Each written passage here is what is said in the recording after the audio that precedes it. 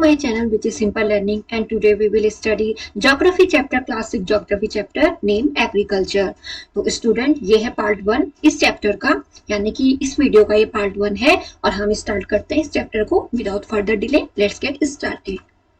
In this chapter, we will study about the introduction, about different types of agricultural practices in the world, and what do we mean by subsistence farming, intensive farming, extensive farming, and shifting farming. And these are the topics covered in this chapter. So, student, let's start from the topic agriculture. The word agriculture has been derived from two Latin words. जो world agriculture यानी कि जो शब्द agriculture के derive हुआ है to Latin word से, यानी कि जो एक वर्ड है उनमें से वो है एगर, यानी कि इसका मतलब होता है लैंड, और कल्चर का मतलब होता है कल्टीवेशन, यानी कि जो लैंड में हम कल्टीवेशन यानी कि बोते हैं। So agriculture is defined as the cultivation of the soil in order to grow crops and rear live stock.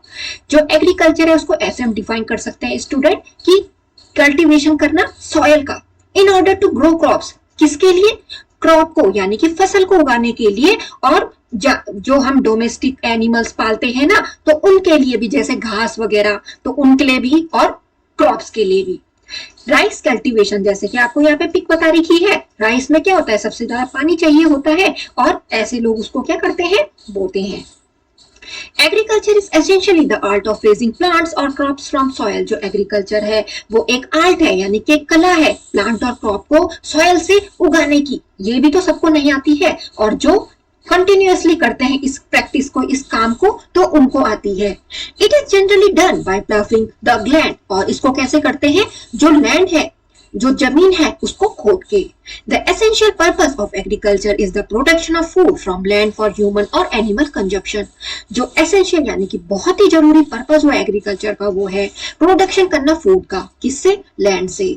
किसके लिए? ह्यूमन के लिए और एनिमल कंजप्शन के लिए, यानी कि जो फूड है, जो खाना है, तो जो हमें खाना मिल रहा है वो इसी से तो मिल रहा है ना, जो फसल है, गेहूं की फसल, चावल की फसल, जो दालें होती हैं, तो ये हमें किससे मिलती है? सारी जमीन से मिल रही है। और एनिमल के लिए भी, जैसे एनिमल के लिए कहीं टाइप की घास वगैरह हो गई, वो जब रियरिंग करते हैं ना, चढ़ते हैं, तो उनके लिए वहां पे भी क्या चाहिए होती है, जो घास चाहिए होती है।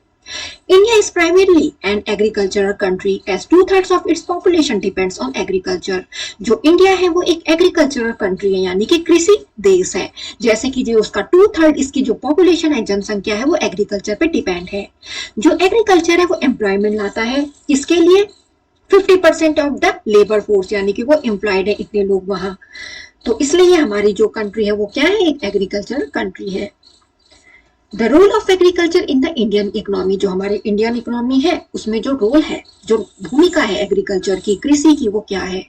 Agriculture plays a crucial role in the economy. जो एग्रीकल्चर है वो एक इंपॉर्टेंट रोल प्ले करता है इकोनॉमी में, स्पेशली किस एरिया में?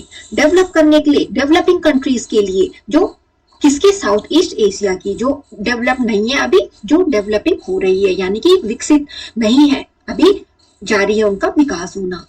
नाउ अ days agriculture includes forestry, dairy farming और horticulture, poultry farming, bee keeping, mushroom developing etcetera. जैसे अब आप देखते होंगे जो एग्रीकल्चर है उसमें क्या क्या इंक्लूड है, फॉरेस्ट्री हो गई, डिफरेंट टाइप के प्लांट्स क्या करना, ग्रो करवाना, ट्रीज ग्रो करवाना।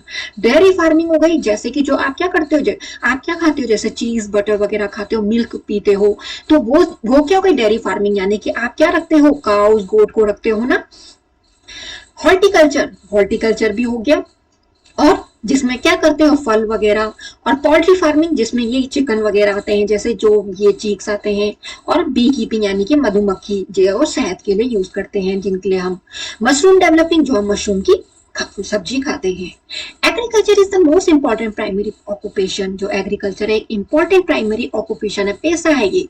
फॉर अ फ्यू डिकेड्स, यानी कि कुछ डिकेड से it has been associated with production of food. ये एसोसिएट किया जा रहा है किसके प्रोडक्शन के लिए? फूड क्रॉप्स के और फॉडर क्रॉप्स के। फॉडर क्रॉप्स स्टूडेंट जो एनिमल्स खाते हैं, जो भूसा आता है उनके लिए, वो उसके लिए भी तो कहीं घास उगानी पड़ती है। इंपॉर्टेंस ऑफ एग्रीकल्चर, अब जो एग्रीकल्चर है उसका इंपॉर्टेंस क्या है? Agriculture provide food crops, cash crops and fodder crops. जो एग्रीकल्चर है उसी में हमें फूड क्रॉप भी मिलती है, उसी में हमें कैश क्रॉप्स भी मिलती है, जिनको हम अपने प्रॉफिट के लिए क्या करते हैं, बेचते हैं। और फॉडर क्रॉप, जैसे कि मैंने आपको बता दिया, कि जो ये जानवर वगैरह खाते हैं उनके लिए।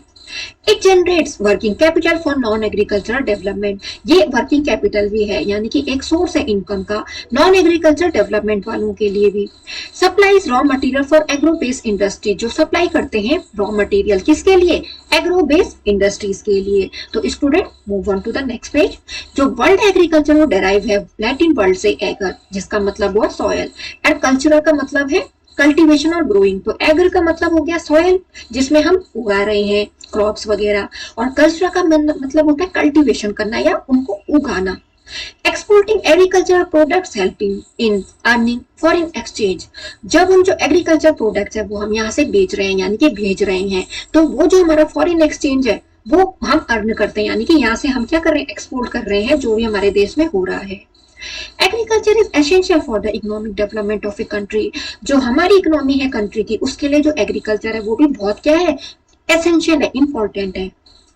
ये प्रोवाइड करता है एम्प्लॉयमेंट, रोजगार बहुत सारे लोगों के लिए, और जो एग्रीकल्चर है वो एक इंपॉर्टेंट कंट्रीब्यूशन देता है इंटरनेशनल ट्रेड में भी, जैसे जो चीजें जहां नहीं होते वहां हम एक्सपोर्ट कर रहे हैं। अब हम पढ़ेंगे जो टाइप्स है एग्रीकल्चर के, यानी कि कितने टाइप के एग्रीकल्चर होते हैं, how many types of agriculture are there.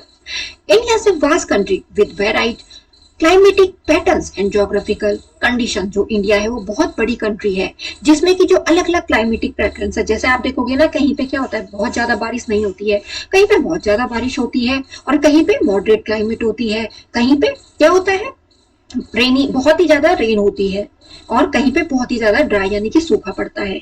तो ऐसे ज्योग्राफिकल कंडीशन हमारे देश में अलग अलग है। Against this background different types of agriculture और farming is undertaken in various parts of the country, और ये जो बैकग्राउंड है अलग अलग टाइप का जो एग्रीकल्चर का या फार्मिंग का, इसको अलग अलग पार्ट जो कंट्री के उसमें लिया गया है। Type of farming depend on the number of factor, जो फार्मिंग है जो हम कृषि करते हैं यानी कि जो हम खेती कर रहे हैं वो इतने फैक्टर पे डिपेंड है। फर्स्ट वन नेचुरल और फिजिकल फैक्टर, जैसे क्लाइमेट, सॉइल, टोपोग्राफी यानी कि वहां की क्लाइमेटिक कंडीशन कैसी, सॉइल कैसी है, कैसा वहां रीजन है, प्लेन है, ठीक है, या कैसा है प्लेन, या तो कहीं जगह क्या होती है हिली एरियाज होते हैं और कहीं प्लेन एरियाज होते हैं, तो कैसे टोपोग्राफी है। इकोनॉमिक फैक्टर, जो मार्केट लेवल कैपिटल है वो कैसी है, यानी कि जो लेबर है कैसी है वहां, मतलब वो उतनी प्रोवाइड हो रही कि नहीं हो रही उस काम के लिए, फिर वो उस प्रोडक्ट की मार्केटिंग कैसी है। सोशियो कल्चरल फैक्टर, जो सोशियो कल्चरल फैक्टर है जैसे टेक्नोलॉजिकल डेवलपमेंट्स, लैंड यूटिलाइजेशन, जैसे कि जो टेक्नोलॉजी, अब नई नई टेक्नोलॉजी आती है, जैसे फसल को काटने के लिए हम कितनी सारी मशीन को यूज कर रहे हैं, बीज को बोने के लिए हम कितनी सारी मशीन को यूज कर रहे हैं, और जो लैंड का यूटिलाइजेशन है कितना हम यूज कर रहे हैं और कितना क्या है बंजर है यानी कि जहां कुछ नहीं होता है। जो डिफरेंट टाइप ऑफ फार्मिंग है वो प्रैक्टिस की जाती है वर्ल्ड में अलग अलग डिफरेंट पार्ट में। दीज आर, वो है सबसे पहले सबसिस्टेंस फार्मिंग, तो जो सबसिस्टेंस फार्मिंग है वो क्या होती है, बहुत ही ज्यादा फार्मर है इंडिया के वो प्रैक्टिस करते हैं सबसिस्टेंस फार्मिंग को।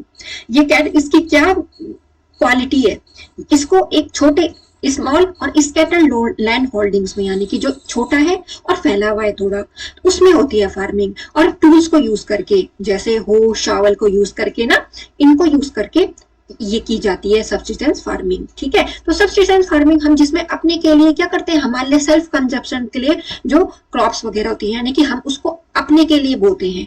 As the farmers are poor, जैसे कि जो फार्मर्स है वो बहुत ही क्या है, गरीब है। Traditional method of ploughing the field, यानी कि जो ट्रेडिशनल यानी कि जो पारंपरिक तरीका है यानी कि हल लगाने का ना, तो प्लाव को यूज किया तो ऐसे करके हल लगाया जा रहा है स्टूडेंट। तो आपने भी देखा होगा कि गाँव में विलेजेस वगैरह में हल कैसे लगाया जाता है। जो फार्मर्स थे वो बहुत ही गरीब थे, तो वो यूज नहीं कर पाते हैं फर्टिलाइजर्स को और हाई यील्डिंग वैरायटी सीड्स को अपने फील्ड्स में, जैसे फैसिलिटीज इलेक्ट्रिसिटी और इरिगेशन उनको अवेलेबल नहीं हो पाती है, और इसका रिजल्ट है वहां लो प्रोडक्टिविटी होती है, यानी कि उतनी प्रोडक्टिविटी नहीं हो पाती है।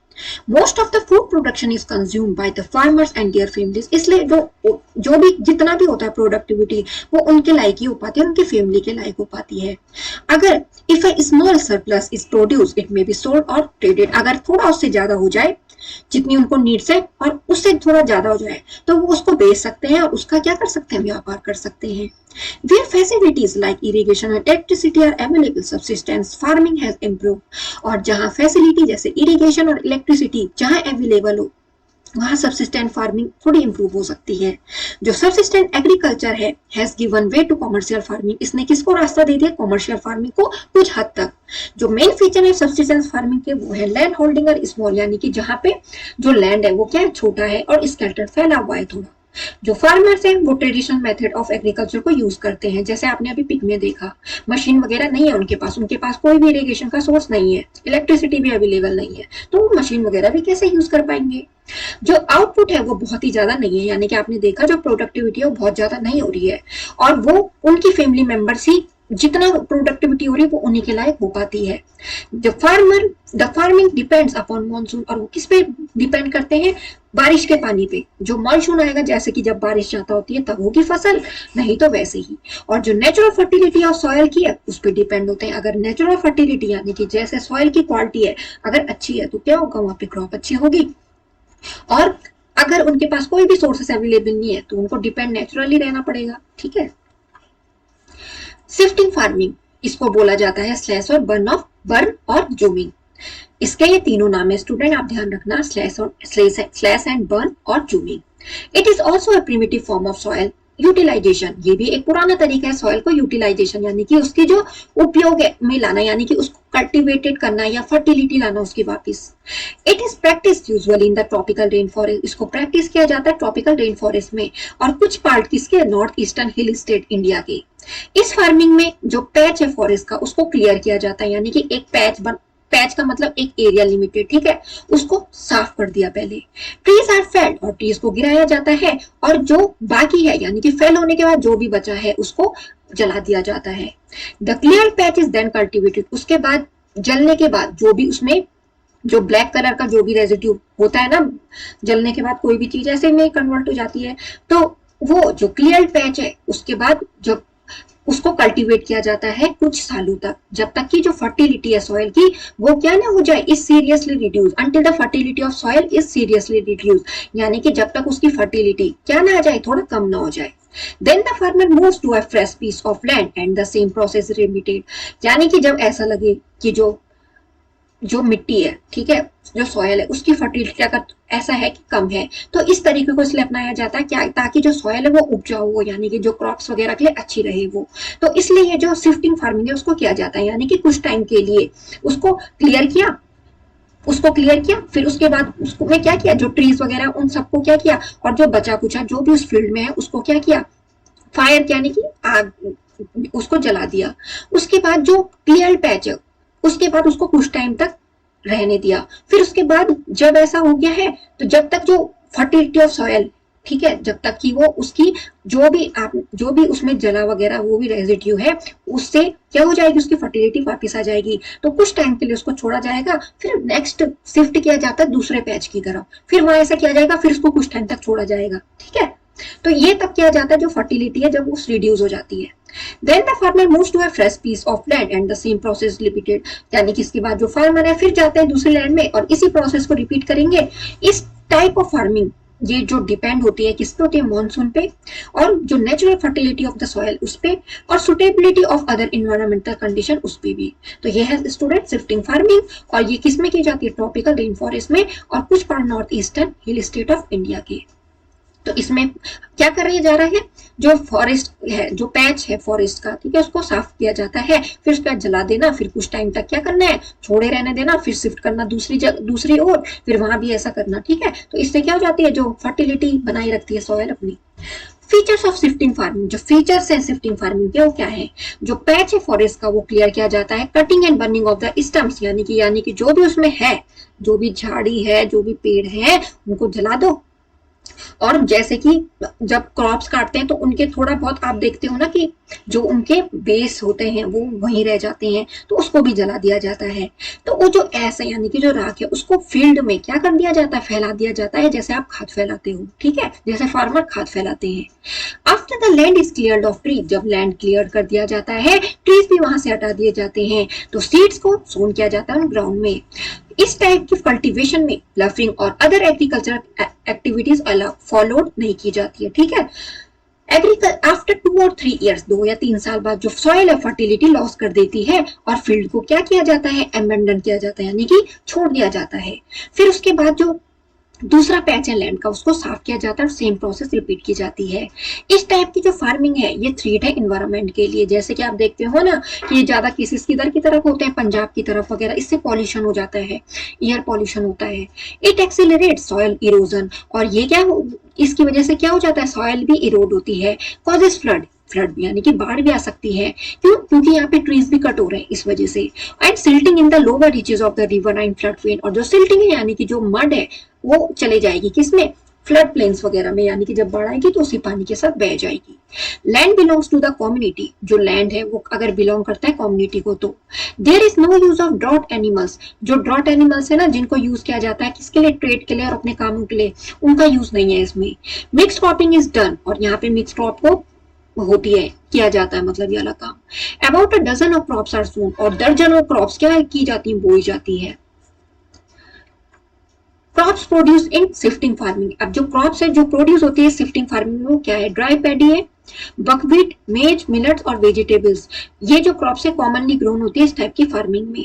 और जो यील्ड पर हेक्टेयर है वो लो है, जैसे कि जो फार्मर्स है वो यूज नहीं करते हैं फर्टिलाइजर को, इसलिए जो यील्ड यानी कि जो हो रही है फसल वो उतनी नहीं हो पाती है। Yam and tapioca kind of root crop are also produce, ये दोनों क्रॉप भी प्रोड्यूस होती है।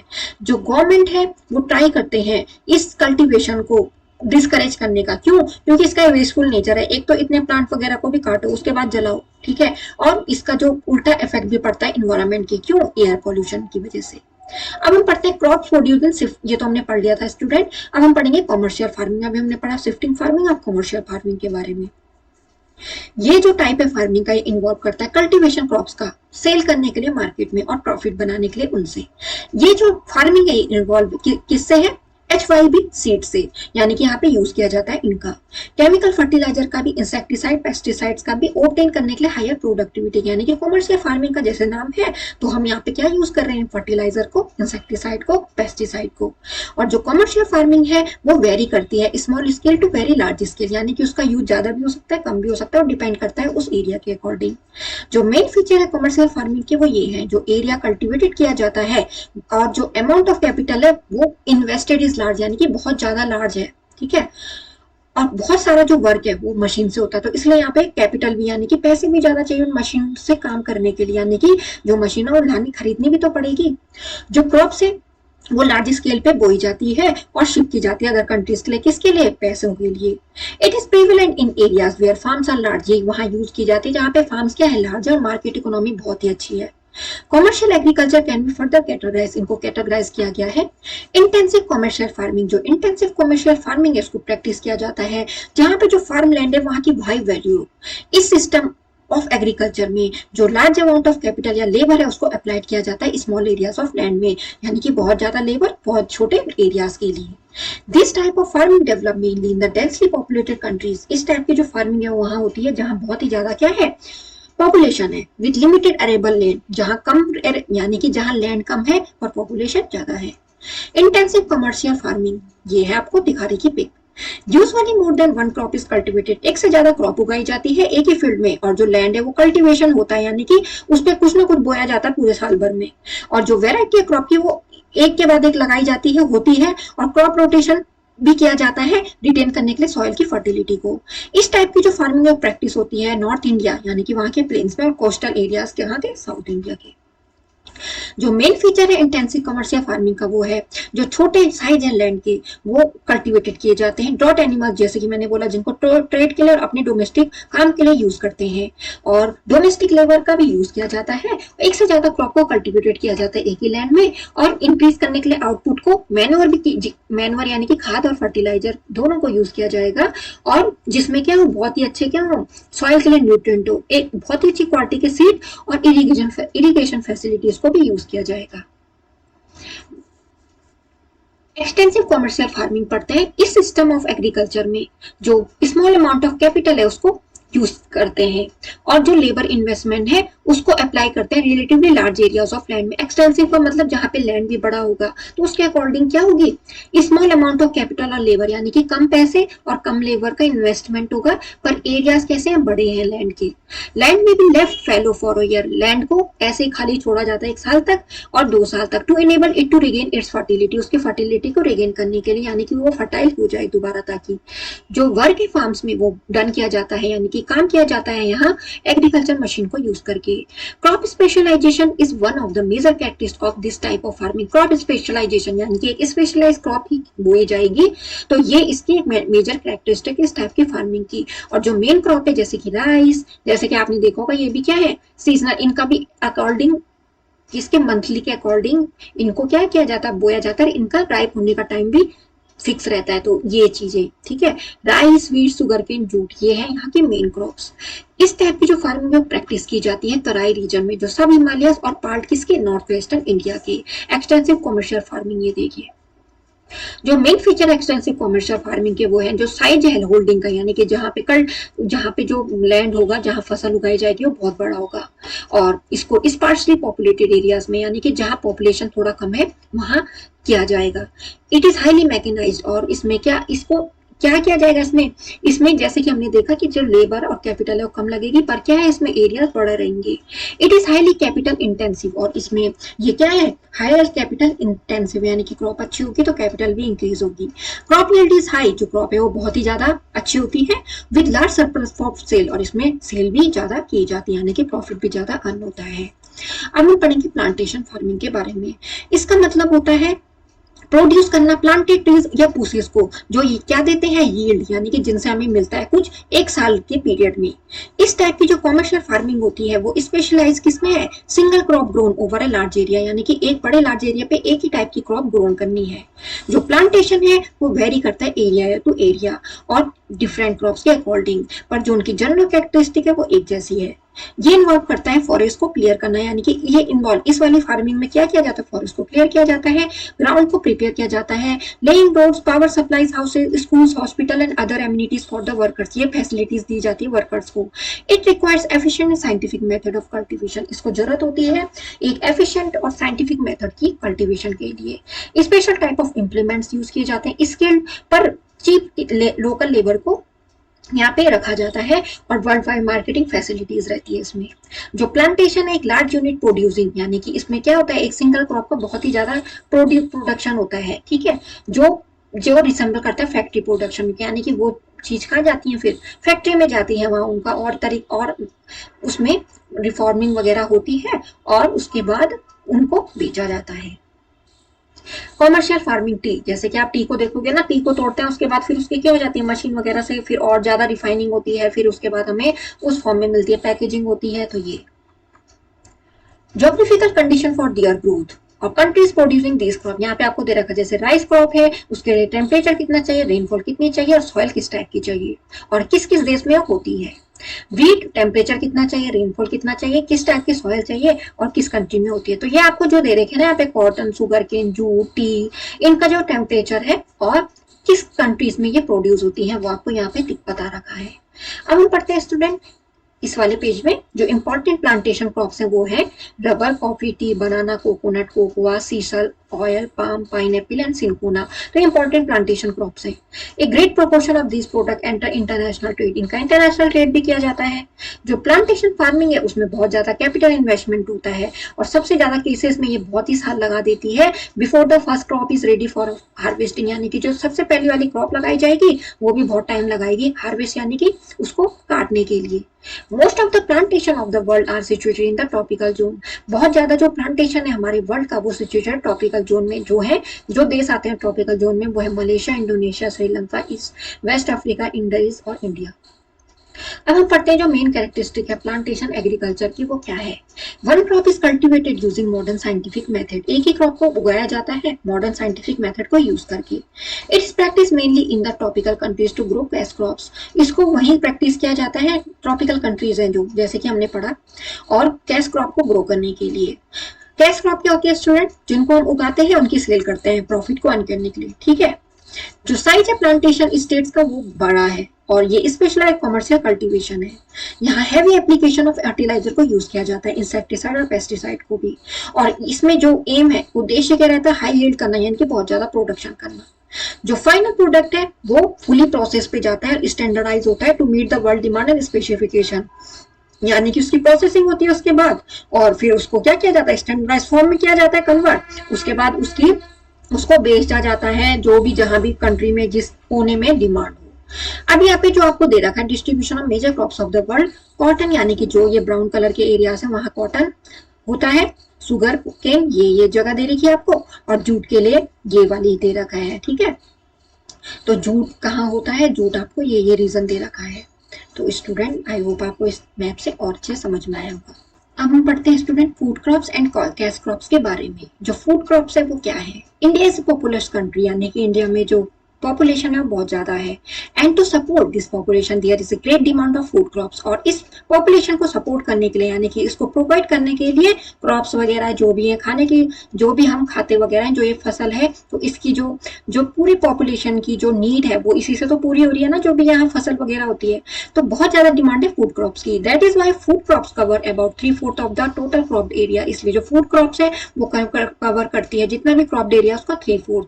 It also contribute about half the total value of agriculture production, और ये कंट्रीब्यूट करती है जितना टोटल वैल्यू एग्रीकल्चर प्रोडक्शन का उसका हाफ, यानी कि फूड क्रॉप्स आपको यहाँ पे दिखाई गई है। ये क्या हो गई, मक्का, ये मक्का ही तो हो गई, और ये अलग अलग टाइप की क्या है, दाल है। Food crops are grown in all parts of the country. जो फूड क्रॉप्स है वो ग्रोन होती है पूरे पार्ट, यानी कि जो भी कंट्री का पूरा हिस्सा है उसमें। वो डिपेंड है, जो भी फूड क्रॉप्स है उनका जो कंडीशन है वो डिपेंड है टेम्परेचर, रेनफॉल और सॉइल पे।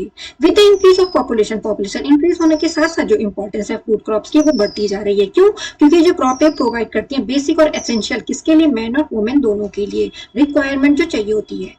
Intensive agriculture is practice to produce more crops from a single plot of land, और इंटेंसिव एग्रीकल्चर प्रैक्टिस की जाती है ताकि जो मोर क्रॉप्स यानी कि ज्यादा क्रॉप्स है वो एक सिंगल प्लॉट ऑफ लैंड से, यानी कि जो प्लॉट है सिंगल छोटा प्लॉट है जो, वहीं से क्या हो जाए, जो क्रॉप है वो वहां से प्रोड्यूस हो जाए। Crop rotation is done, crop rotation भी किया जाता है यहाँ, और HYV सीड्स को भी यूज किया जाता है।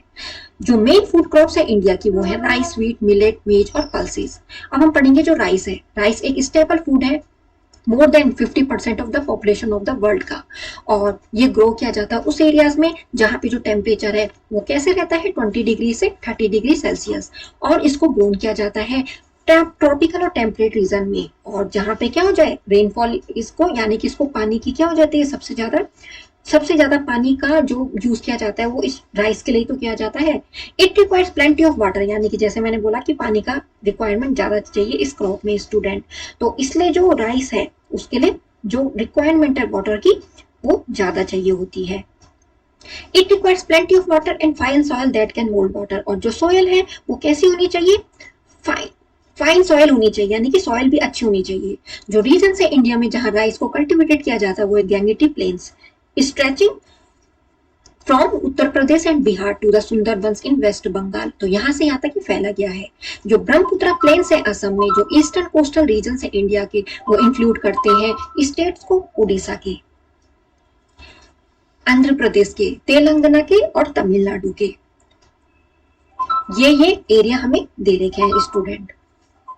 महाराष्ट्र, कर्नाटका, केरला और सेंट्रल स्टेट जो इंक्लूड करते हैं छत्तीसगढ़ को, मध्य प्रदेश को। In the north Punjab and Haryana are the major producer of rice, और जो पंजाब हरियाणा है जो नॉर्थ की तरफ ही है ना ये स्टेट, तो वहां क्या होते हैं, मेजर प्रोड्यूसर है, यानी कि वहां राइस ज्यादा होती है। तो जैसे कि जो राइस है वो क्या है, एक स्टेपल फूड है जो क्या करता है, जो हमारी डाइट है उसमें ज्यादा क्या यूज किया जाता है, तो इसलिए ये क्या है, एक स्टेपल फूड है हमारी डेली लाइफ में। और हम क्या करते हैं, अपने एनर्जी के अकॉर्डिंग या न्यूट्रिशन नीड के अकॉर्डिंग इसको यूज करते हैं। तो एक ये क्या है, डोमिनेंट पार्ट है पॉपुलेशन की डाइट का, तो इसलिए इसको स्टेपल फूड कहा जाता है। जो दूसरी कंट्री जहां राइस को ग्रोन किया जाता है वो है China, Indonesia, Bangladesh, Vietnam, Japan, Argentina, ये भी मेजर प्रोड्यूसर है राइस के। चाइना वर्ल्ड का लार्जेस्ट प्रोड्यूसर है, राइस प्रोड्यूसिंग कंट्री है इंडिया के बाद, ठीक है, फॉलोड बाय इंडिया, यानी कि पहले इंडिया हो गया वर्ल्ड का लार्जेस्ट राइस प्रोड्यूसिंग, उसके बाद चाइना। तो स्टूडेंट ये है पार्ट 1 इस चैप्टर का, और हम नेक्स्ट जो रिमेनिंग चैप्टर है वो फिनिश करेंगे पार्ट 2 में। और वीडियो समझ में आए तो लाइक करना ना भूले। Thanks for watching, do like, subscribe and share.